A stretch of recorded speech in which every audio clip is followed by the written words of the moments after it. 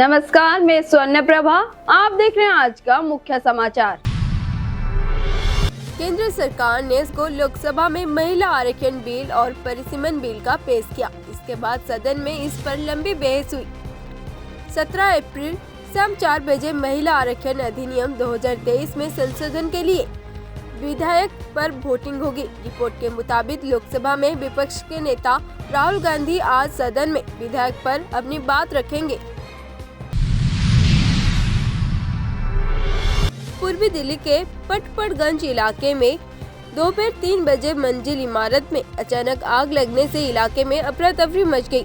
शुरुआती जांच में आग लगने की वजह शॉर्ट सर्किट बताई जा रही है। राहत की बात यह है कि समय रहते आग पर काबू पा लिया गया और इसमें जनहानि नहीं हुई। जानकारी के अनुसार दोपहर करीब 1:40 पर दमकल विभाग को आग लगने की सूचना मिली। इसके बाद दमकल विभाग ने तुरंत कार्रवाई करते हुए 3 फायर ट्रेडर मौके पर रवाना किया। उस देर में ही दमकल कर्मी घटनास्थल पर पहुंच गए और आग बुझाना शुरू कर दिया। केरल के विधानसभा चुनाव के नतीजे आने के पहले ही मुख्यमंत्री पदों को लेकर कांग्रेस में गुटबाजी तेज हो गई है।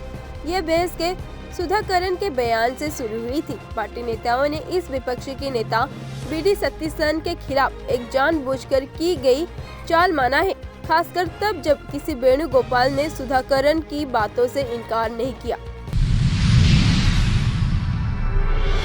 यूपी में अधिकतम तापमान की वृद्धि होने से भीषण गर्मी की शुरुआत हो चुकी है। आने वाले दिनों में मौसम विभाग ने लू चलने की चेतावनी भी जारी की है। वहीं उत्तर प्रदेश की दोनों संभागों में पिछले 24 घंटे के अंदर मौसम ड्राई बना रहा। मौसम विभाग के अनुसार प्रदेश में मौसम ड्राई होने के बाद पिछले एक सप्ताह के दौरान प्रदेश में अधिकतम तापमान उल्लेखनीय वृद्धि के परिणाम स्वरूप कई स्थानों पर 40 डिग्री सेल्सियस स्तर का पार करते ही 7 सामान्य ऊपर पहुंच गए। यूपी पुलिस तेजी से हाईटेक हो रही है। पुलिस को क्राइम सीन मैनेजमेंट के कोर्स के जरिए पारंगत किया जा रहा है। लखनऊ में इस कोर्स की एक कार्यशाला भी आयोजन हुआ। इसमें बताया गया कि पुलिस वालों को घटनास्थल से सबूत जुटाते वक्त क्या सावधानी बरतनी चाहिए और कौन सी गलती का फायदा अपराधियों को मिल सकता है।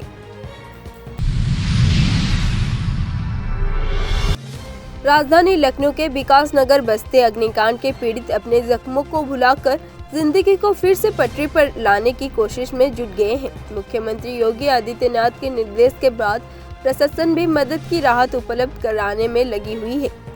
वहीं हादसे में जान गंवाने वालों को 2 बच्चों की परिजनों को सरकार की तरफ से 4-4 लाख रुपए की सहायता राशि दी गई।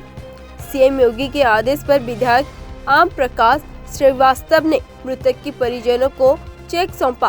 साथ ही हादसे के बाद रहमान के लापता 2 बच्चे अब उसे मिल गए हैं। 17 अप्रैल से हरिद्वार के ऋषिकुल मैदान से 4 धाम यात्रा के लिए ऑफलाइन रजिस्ट्रेशन शुरू हो जाएंगे। रजिस्ट्रेशन सेंटर में कुल 20 काउंटर बनाए गए हैं। पिछले कई दिनों से चल रही तैयारियां बृहस्पति रविवार के देर रात तक पूरी कर ली गई। डीएम मयूर दीक्षित और एसएसपी नवनीत सिंह ने अधिकारियों के साथ रजिस्ट्रेशन सेंटर का निरीक्षण किया। उत्तराखंड में भी अब मखाने की खेती होगी, जिससे किसानों की आय में इजाफा होगा। इसी कड़ी में कृषि मंत्री गणेश जोशी ने लश्कर के गंगादासपुर बालावाली गांव में मखाने की खेती के पायलट प्रोजेक्ट का शुभारंभ कर दिया है। इस अवसर पर उन्होंने खुद मखाना रोपण कर मखाना खेती के औपचारिक शुरुआत की। पूर्व मुख्यमंत्री हरीश रावत ने इन दिनों 2 दिवसीय भ्रमण में उत्तरकाशी जनपद में पहुंचे।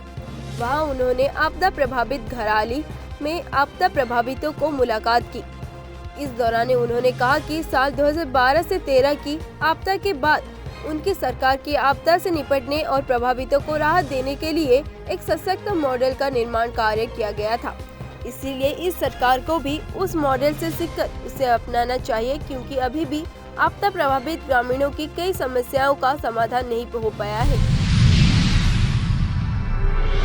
सीमांत पेट्रोगढ़ जिले में रसोई गैस का संकट कम नहीं हो रहा है। ग्रामीण क्षेत्रों के लिए 45 दिनों में गैस वितरण की व्यवस्था से और भी परेशानी बनी हुई है। गैस संकट से जूझ रहे मंडखंडायत के ग्रामीण कलेक्टर पहुंचे। इस दौरान उन्होंने डीएम से समस्या बताई। इसके बाद जिला पूर्ति अधिकारी और गैस एजेंसी प्रबंधन का घेराव कर जल्दी सिलेंडर का वाहन क्षेत्र में भेजने की मांग की। भारत की आर वैशाली ने 15 अप्रैल को FIDE महिला क्रेडिटर्स टूर्नामेंट 2026 जीत लिया है। इसके साथ वे टूर्नामेंट जीतने वाली पहली भारतीय महिला बन गई।